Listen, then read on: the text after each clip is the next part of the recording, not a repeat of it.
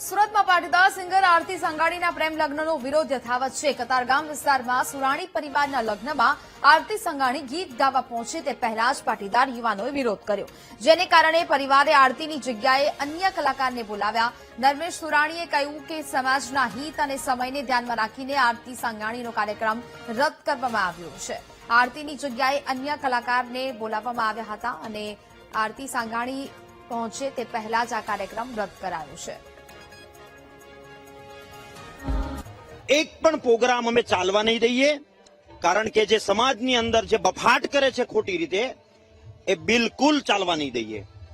આ સમાજ લાગણીશીલ સમાજ છે, સમાજ દેવાવાળો સમાજ છે, પણ કોઈ આ રીતનું કૃત્ય કરે અને સમાજની અંદર એક નવી દિશા આપવાની કોશિશ કરે તો અમે આ બિલકુલ ચલાવી નહીં લઈએ।